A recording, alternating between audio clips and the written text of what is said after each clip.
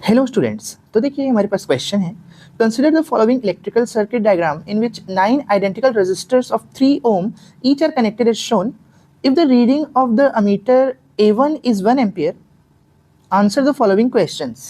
तो देखिए ये सर्किट दिया हुआ है, इसमें 9 रेजिस्टर्स लगे हुए हैं जैसा कि सर्किट में दिखाया गया है। अब इसके बेसिस पे कुछ क्वेश्चंस पूछे गए हैं। जैसे ए में लिखा हुआ है कि A1 और A3 के बीच में क्या रिलेशन होगी, इसका रीजन भी बताइए। बी में है A2 और A3 के बीच का क्या रिलेशन है। C, determine the reading of voltmeter V1, यानी V1 की रीडिंग क्या आएगी। या सी का ही दूसरा पार्ट है और वाला कि इस सर्किट का टोटल रेजिस्टेंस क्या होगा। तो चलिए हम चारों क्वेश्चंस को सॉल्व कर लेते हैं। तो देखिए क्या गिवन है हमें सर्किट में, A1 की रीडिंग 1 एम्पियर, यानी जो सर्किट से करंट फ्लो हो रहा है वो 1 एम्पियर का है, तभी A1 भी 1 एम्पियर रीड कर रहा होगा। अब देखिए क्या होगा कि यहाँ पे करंट जो है डिवाइड हो जाएगा, लेकिन यहाँ पे फिर से जुड़ के 1 एम्पियर ही हो जाएगा। फिर यहाँ पे करंट डिवाइड हो जाएगा, फिर यहाँ पे जुड़ के 1 एम्पियर, फिर यहाँ करंट 4 अलग अलग पार्ट्स में डिवाइड होगा, लेकिन फिर जुड़ के सेम 1 एम्पियर का ही करंट हो जाएगा।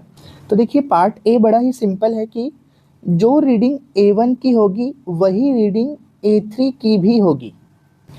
तो देखिए इसका रीज़न ये हो जाएगा कि दोनों ही सीरीज़ में कनेक्टेड है। देखिए अगर मैं मान लो ये बीच में कोई भी रेजिस्टर्स नहीं होते, तो अब अगर आप ऐसे देखोगे कि A1 और ये मान लो ये पूरे रेजिस्टर का कॉम्बिनेशन यहाँ पे है और A2 मतलब A3 सॉरी, तो देखिए A1 और A3 सीरीज़ में ही कनेक्टेड हैं, इसलिए इनमें करंट भी सेम होगा। ये रीज़न इसका हो जाएगा। अब पार्ट बी भी देख लेते हैं कि A2 और A3 की रीडिंग्स के बीच में क्या रिलेशन होगा। तो देखिए सबसे पहले इसके लिए हम सर्किट देखते हैं कि देखिए यहाँ मैंने बताया यहाँ पे 1 एम्पियर का करंट आ रहा है। अब पैरेलल में क्या होता है, करंट जो है डिवाइड हो जाता है, और ये चारों रेजिस्टर्स आप देखो तो ये एक दूसरे के साथ पैरेलल में कनेक्टेड हैं और सभी रेजिस्टेंस की वैल्यू सेम है। अब सभी रेजिस्टेंस की वैल्यू सेम है तो जो करंट होगा वो एकदम इक्वली डिवाइड हो जाएगा। यानी अगर 1 को हमें 4 पार्ट में डिवाइड करना हो तो हर पार्ट को कितना करंट मिल जाएगा, 1/4। तो सभी पार्ट में या फिर सभी रेजिस्टर्स में 1/4 ऐसा करंट डिवाइड हो जाएगा। और देखिए वापस जब करंट निकलेगा तो फिर से सब करंट जुड़ के वापस से 1 एम्पियर बन जाएंगे। तो A3 की रीडिंग तो आएगी 1 एम्पियर, लेकिन A2 की रीडिंग आएगी 1/4 एम्पियर। तो मैं लिख लेता हूँ कि देखिए A2 की रीडिंग क्या रहेगी, 1/4 एम्पियर, और A1 की रीडिंग क्या रहेगी, 1 एम्पियर की। तो दोनों के बीच अगर रिलेशन लिखना हो तो देखिए मैं क्या लिख सकता हूँ, जो A2 है वो हो जाएगा A1/4, क्योंकि A1 में 1 एम्पियर का करंट फ्लो हो रहा है, तो 1/4 या फिर A1/4। तो या तो ये आंसर लिख सकते हैं या तो 4A2 is equal to A1, ये आंसर भी लिख सकते हैं। तो दोनों में से कोई भी आंसर आप लिखोगे तो वो सही होगा। चलिए पार्ट सी में लिखा हुआ है determine the reading of voltmeter V1। चलिए तो जैसा कि हमने पार्ट बी में किया था कि यहाँ पे करंट 4 पार्ट में डिवाइड हो गया था, क्योंकि 4 रेजिस्टेंस जो है वो पैरेलल में लगे हुए थे। अब यहाँ पे 2 रेजिस्टेंस पैरेलल में लगे हुए हैं V1 के पास। तो देखिए यहाँ पे क्या हो जाएगा, जो करंट है वो 2 इक्वल पार्ट्स में डिवाइड हो जाएगा, यानी 1 एम्पियर का करंट आ रहा है तो दोनों ब्रांचेस को 1/2 एम्पियर का करंट मिल जाएगा। देखिए आप सोच रहे होंगे कि वोल्ट मीटर भी तो लगा है, यहाँ पे क्यों करंट नहीं जा रहा है। तो वोल्ट मीटर में करंट फ्लो नहीं होता है, क्योंकि वोल्ट मीटर में अगर करंट फ्लो होगा तो वो सही से वोल्टेज नहीं मेज़र कर पाएगा। तो आप इसको 12th में और डिटेल में पढ़ोगे कि वोल्ट मीटर में क्यों करंट फ्लो नहीं हो रहा है। पर अभी के लिए आप इतना ध्यान रखिए कि वोल्ट मीटर में करंट फ्लो नहीं होगा, ना ही इधर ना ही इधर। लेकिन हाँ अमीटर में करंट फ्लो होगा, क्योंकि वो तो करंट मेज़र करने का ही डिवाइस है। अब देखिए बड़ा ही सिंपल सा फॉर्मूला है, Ohm's law V is equal to IR। अब देखिए पैरेलल में वोल्टेज सेम रहता है। देखिए करंट पैरेलल में डिवाइड होता है पर वोल्टेज सेम रहता है। तो यहाँ का भी वोल्टेज V1 ही ले लेता हूँ और यहाँ का भी वोल्टेज V1। तो किसी भी एक ब्रांच से अपन V1 निकाल सकते हैं। तो मैं क्या करता हूँ, देखिए V is equal to IR formula लगा के V1 is equal to I, current कितना फ्लो हो रहा है ब्रांच में, 1/2 एम्पियर का, और रेजिस्टेंस कितना है देखिए 3 ओम का, तो 3/2 यानी कि 1.5 वोल्ट। तो ये एक आंसर ये भी आ गया।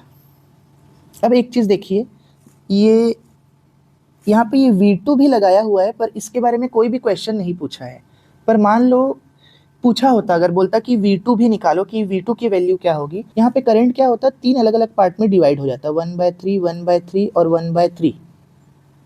अब यहाँ का वो ये V2 निकालना है हमको, तो सिंपली V2 निकालने के लिए I और R कर देते, तो I की जगह हम रखते 1/3 एम्पियर और रेजिस्टेंस की जगह रखते 3, तो 3 कट जाता, तो V2 1 वोल्ट आ जाता।